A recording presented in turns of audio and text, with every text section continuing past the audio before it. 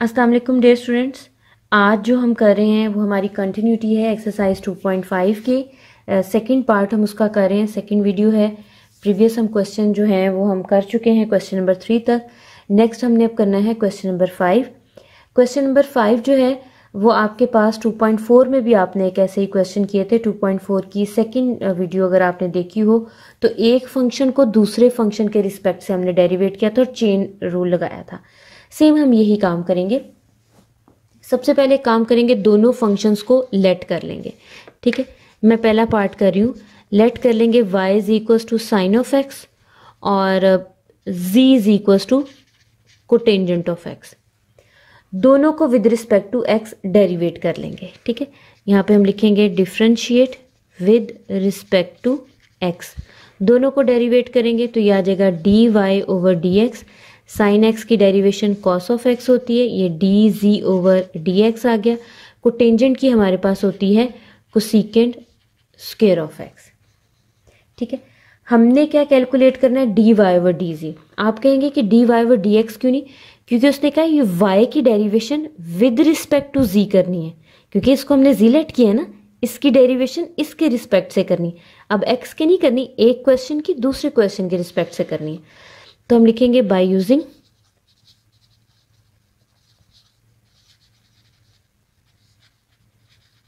Chain rule. तो ये आ जाएगा D Y over D g, यह आ जाएगा D Y over D x into D x over D g. तो D Y over D x क्या है, कॉस ऑफ एक्स। तो d x over D g है तो इसका रेसिप्रोकल। ये चेन रूल का टॉपिक मैंने आपको 2.4 में बहुत डिटेल में समझाया था। अगर आपकी कोई क्यूरी हो तो आप वो वीडियो जाके देख सकते हैं। ठीक है, तो d x over D G, क्योंकि देखें एक्स और एक्स हमारे पास कैंसिल होगा तो D Y over D Z आएगा ना। अब हमने इनको कैंसिल नहीं करना, इनकी वैल्यूज पुट करनी है। तो इसका रेसिप्रोकल हम लेंगे तो यह आ जाएगा 1 over cosecant square of x. तो D Y over D g हमारे पास क्या आएगा, ये बन जाएगा कॉस ऑफ एक्स। एक चीज इसमें जरा आपने ध्यान रखनी थी, ये देखिए माइनस से स्टार्ट होता है तो यहाँ माइनस आता है, ये मेरा स्किप हो गया था, ये माइनस आ गया, ये माइनस आ गया। या तो आप इसी तरह आंसर लिख लें या इस कोसेकेंट स्क्वायर ऑफ एक्स को आप लिख सकते हैं साइन स्क्वायर ऑफ एक्स। ठीक है, तो ये हमारा रिक्वायर आसान सा आंसर बन गया। ठीक हो गया। अब इसी क्वेश्चन का सेकंड पार्ट भी है हमारे पास, सेकंड पार्ट भी करते हैं। सेकंड पार्ट में हमने क्या करना है, लेट कर लेते हैं y is equal to sine square of x और z is equal to cos 4 of x. इन दोनों को हमने डिफरेंशिएट करना है विद रिस्पेक्ट टू x के। तो ये हमारे पास बन जाएगा D Y over D X. तो पहले होल पावर है तो पावर फॉर्मूला, पावर पहले, पावर में से एक minus, without power sine x की डेरिवेशन हो जाएगी कॉस ऑफ एक्स। इसी तरह डी जी ओवर डी एक्स हमारे पास आ जाएगा पावर पहले, पावर में से एक माइनस, पावर छोड़ के हमारे पास क्या आ जाएगी, क्योंकि सी से स्टार्ट हो रहा है तो माइनस साइन ऑफ एक्स। अब इन दोनों को मिक्स करने के लिए हम हमेशा लगाएंगे चेन रूल। दो डेरिवेटिव हो उनको एक बनाना हो तो हमेशा चेन रूल लगाते हैं। चेन रूल में y की derivation with respect to z थी तो ये आ जाएगा D Y over D Z which is equal to D Y over D x into D x over D Z. D Y over D x की value लिखें, वो आपके पास आ जाएगी 2 sine of X cos of x.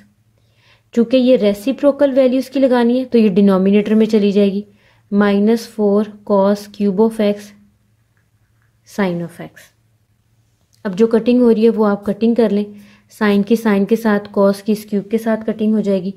तो हमारे पास जो आंसर बचेगा वो आ जाएगा D Y over D Z is equal to, ऊपर तो सब कुछ कटिंग हो गई तो हमारे पास ये बच जाएगा -1 over 2 cos square of x.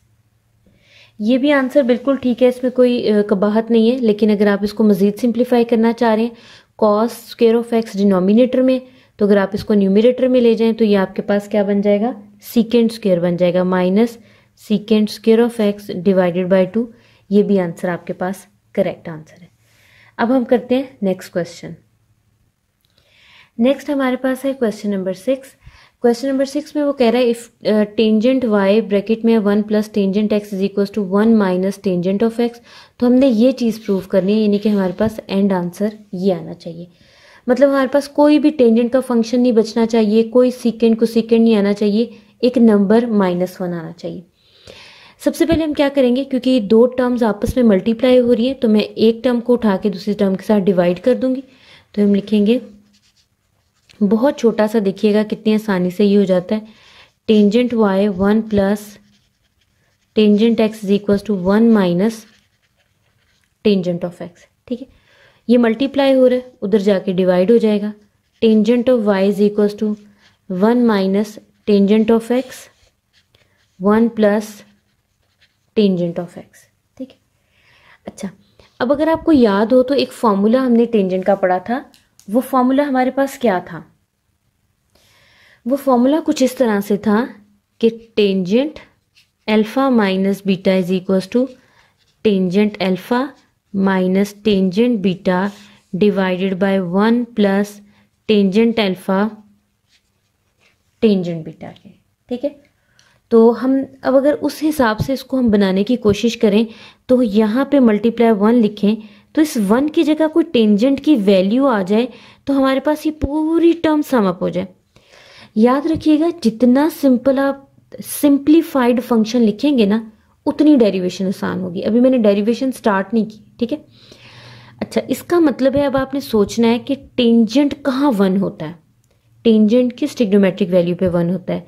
Tangent 45 1 होता है। ठीक है, ये भी आपने याद रखना है कि टेंजेंट 45 डिग्री यानी कि टेंजेंट π/4 1 होता है। तो ये आ जाएगा tangent y which is equal to tangent π/4 tangent x 1 plus tangent π/4 tangent of x। ठीक है, अब आप देखिए सेम यही फॉर्मूला बन गया ना, tangent alpha tangent beta 1 plus tangent alpha tangent beta. तो ये पूरा किसके इक्वल बन जाएगा? Tangent alpha minus beta. ये देखिए, अब बोथ साइड पे टेंजेंट है तो आप बोथ साइड पे टेंजेंट इनवर्स ले लें, यानी कि इन शॉर्ट ये टेंजेंट टेंजेंट से कैंसिल कर देंगे तो हमारे पास y बन जाएगा π/4 माइनस एक्स। अभी तक मैंने डेरिवेशन नहीं ली, ये मेरे पास मोस्ट सिंप्लीफाई आ गया क्योंकि मुझे पता था जो चीज़ मुझे प्रूव करनी है उसमें तो टेंजेंट है ही नहीं, तो मैंने सब फंक्शन खत्म कर दिए। अब सिंपली आप डेरिवेट कर लें, differentiate with respect to x, तो ये बन जाएगा dy ओवर dx। π/4 यानी कि 45 डिग्री कांस्टेंट है तो ये 0 हो जाएगा। x की derivation with respect to x -1, तो ये आ जाएगा dy over dx is equal to -1। ये आपका रिक्वायर्ड आंसर आ गया। अब हम करते हैं नेक्स्ट क्वेश्चन। नेक्स्ट हमारे पास है क्वेश्चन नंबर 7 जो बहुत इंपॉर्टेंट है, देखने में बहुत मुश्किल लेकिन करने में बहुत आसान है। क्वेश्चन नंबर 7 है, बहुत दफ़ा शॉर्ट, ये वाहिद क्वेश्चन है इस एक्सरसाइज में से, हमेशा याद रखिएगा लॉन्ग और शॉर्ट वो बहुत ज़्यादा उठाता है। पूरी एक्सरसाइज ही बहुत इंपॉर्टेंट है लेकिन ये लॉन्ग में भी उसने बहुत दफ़ा दिया हुआ है, शॉर्ट में भी। ठीक है, करना हमने क्या है, y हमारे पास ऐसा फंक्शन है जो स्क्वायर रूट के अंदर स्क्वायर रूट आते जा रहे हैं और एक जैसे ही आपके पास है टिल कहाँ तक? इन्फिनिटी तक। ठीक है, प्रूफ दैट हमने ये टर्म प्रूव करनी, इसका मतलब है हमें डेरिवेटिव चाहिए पहली चीज़। ठीक है, अच्छा एक काम बस आपने याद रखना है छोटा सा, कि जो आपके पास y है पहले ये देखिए किसके इक्वल है? टेंजेंट x प्लस दूसरी टर्म क्या है? Square root tangent x plus ये से जैसे वो कंप्यूटर में नहीं स्क्रीन आती होती, एक के अंदर दूसरी, दूसरी से सेम आती, वो सेम वही वाला काम। अब आप लिखेंगे taking square on both side, both side पे स्क्वायर ले लेंगे तो y स्क्वायर आपके पास आ जाएगा tangent x tangent x tangent x tangent x कहाँ तक? इन्फिनिटी तक। ठीक है, इन्फिनिटी में टर्म्स थोड़ी ना खत्म होती हैं। अच्छा अब यहाँ पे एक पॉइंट समझने वाला, इन्फिनिटी का मतलब होता है बहुत ज़्यादा। जैसे मैं आपको एक छोटी सी एग्जांपल देती हूँ, आपके पास एक बोरी जो है वो राइस की है, उसमें से मैं एक राइस का दाना निकाल लेती हूँ, क्या पूरी बोरी पे फर्क पड़ता है? नहीं पड़ता, वो वैसे ही रहती है क्योंकि वो इन्फिनिट दाने, वो बहुत ज़्यादा दाने। सेम इसी तरह आपके पास ये इन्फिनिट टाइम था, उसमें से एक टेंजेंट एक्स निकालने से कोई फर्क नहीं पड़ा, वो फंक्शन एज इट इज ही रहा, ठीक है, क्योंकि हमें उसका एंड नहीं ना पता। तो इसका मतलब है ये क्या टर्म बन गई, ये दोबारा आपका क्वेश्चन ही बन गई। तो क्वेश्चन तो हमने वाई लेट किया हुआ था, तो हम इसको वाई लिख देंगे, हो गया ना सिंप्लीफाई। अब आप इसको डिफ्रेंशिएट कर लें, ठीक है, तो ये आपके पास आ जाएगा differentiate with respect to x. तो इस पे पावर फॉर्मूला, पावर पहले, पावर में से एक माइनस, पावर छोड़ के, टेंजेंट एक्स की derivation secant square of x, y की derivation d Y over D x. आपको d Y over D x की वैल्यू चाहिए तो दोनों टर्म्स एक तरफ कर लें, ये आपके पास आ जाएगा 2y D Y over D X minus D Y over D X is equal to secant square of X, ठीक है। D Y over D X common ले लें, ये आपके पास क्या आ जाएगा 2y minus 1 secant square of x, और यही टर्म हमने प्रूव करनी थी, ठीक है। ये अगर आप ऊपर क्वेश्चन देखें, यही टर्म हमने प्रूव करनी थी और यही हमारा प्रूफ था। इतना आसान है, इसमें बस आपने याद रखना है कि आपने स्क्वायर लेना है बोथ साइड पे, तो टेंजेंट एक्स, बाकी की टर्म क्वेश्चन के इक्वल और सिंपल डेरिवेशन। अब हम करते हैं इसका नेक्स्ट क्वेश्चन। नेक्स्ट क्वेश्चन आपके पास लिटिल बिट 2.4 का जो क्वेश्चन 4 था उससे मिलता जुलता है। अगेन चेन रूल आ गया आपके पास, एक्स और वाई है, पैरामीट्रिक इक्वेशन है। पैरामीट्रिक वही होती है जिसमें थीटा एक थर्ड वेरिएबल देखे इन्वॉल्व है। हमने दोनों का डेरिवेटिव लेना है, चेन रूल लगाना है, D Y D X calculate करना है, ए से मल्टीप्लाई करना है, प्लस बी टेंजेंट थीटा लेंगे तो वो 0 के इक्वल आएगा। ये चीज़ हमने बनानी है। इसको बनाने से पहले सबसे ज़रूरी है कि हमें D Y D X calculate करना है, तो हम पहले इन दोनों को डेरिवेट कर लेते हैं। हम लिखते हैं as X is equal to A cos cube theta, Y is equal to B sine cube theta. दोनों को हम डिफ्रेंशिएट करते हैं विद रिस्पेक्ट टू थीटा, ठीक है। तो ये आ जाएगा D x over D theta, चूंकि एक कांस्टेंट है उसकी डेरिवेशन नहीं होगी, होल पावर है, तो पहले पावर फॉर्मूला, पावर पहले, पावर में से एक माइनस, फिर पावर छोड़ के डेरिवेशन। 3 को छोड़ के आप कॉस थीटा की डेरिवेशन लेंगे तो कॉस की डेरिवेशन आ जाएगी माइनस साइन थीटा, तो माइनस यहाँ पे लगा लेते हैं। सेम इसी तरह D Y over D theta है, तो ये आ जाएगा पावर पहले, पावर में से एक माइनस, पावर छोड़ के साइन की डेरिवेशन कॉस थीटा। अब हमने क्या करना है, D Y over D X calculate करना है, तो ये आ जाएगा बाय यूजिंग चेन रूल, ठीक है। चेन रूल लगाएंगे तो ये हमारे पास आ जाएगा D Y over D x which is equal to D Y over D theta into d theta over D x. D Y over D x है sine square of theta cos of theta divided by, इसकी value put करेंगे तो यह आ जाएगा minus ए, और क्या आ जाएगा 3 cos square theta sine theta. अब देखते हैं क्या क्या टर्म्स हमारे पास जो है वो कैंसिल होती है।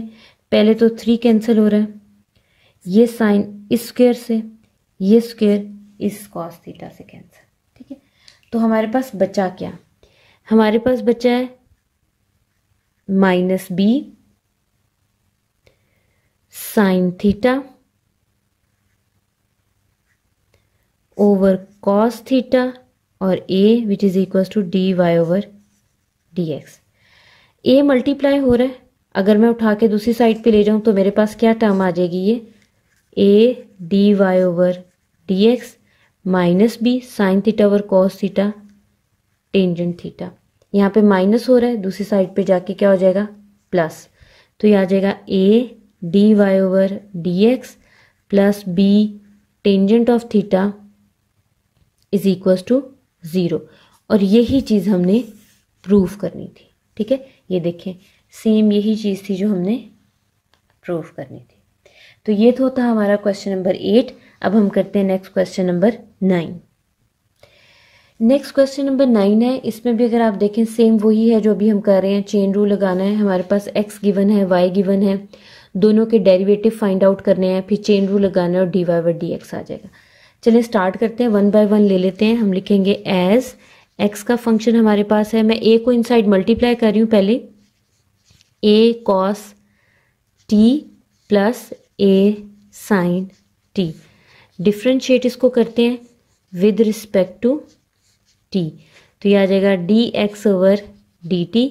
a constant as it is रहेगा, cos की derivation minus sine t plus a as it is रहेगा, ये आ जाएगा cos t। तो आ जाएगा हमारे पास dx over dt is equal to a cos of t minus sine of t। तो ये एक टर्म हमारे पास आ गई, ये आंसर नहीं है, ये एक आ गई है। अब हमने दूसरे की डेरिवेटिव हमने उसका फाइंड आउट करना है, ठीक है। दूसरी टर्म हमारे पास है y is equal to a sine t t cos t। ये हमारे पास डिफ्रेंशिएट करेंगे इसको भी विद रिस्पेक्ट टू t, तो ये आ जाएगा dy ओवर dt। a मैं बाई रहने दे रही हूँ क्योंकि कोई कांस्टेंट है, इसकी डेरिवेशन नहीं होगी। साइन t की डेरिवेशन क्या हो जाएगी, cos ऑफ t। अब यहाँ पे ध्यान रखने वाली बात है कि यहाँ पे दो वेरिएबल जो है मल्टीप्लाई हो रहे हैं, एक t और एक cos ऑफ t, तो इन पे प्रोडक्ट रूल का फॉर्मूला अप्लाई होगा। तो ये आ जाएगा t as it is, cos t की डेरिवेशन क्या हो जाएगी, माइनस साइन t, ठीक है।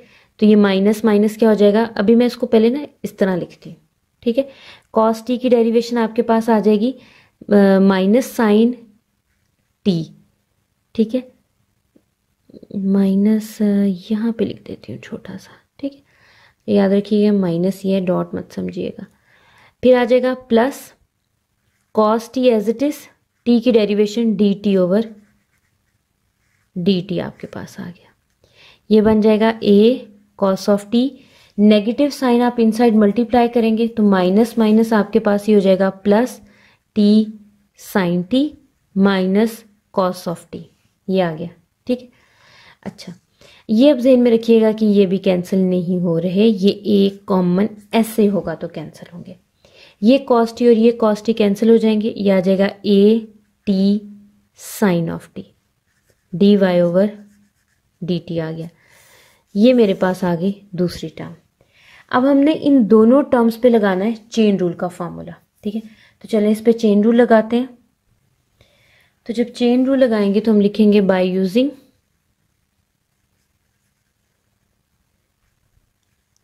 चेन रूल, ये आ जाएगा dy ओवर dx कैलकुलेट करना था तो dy over dt into dt over dx।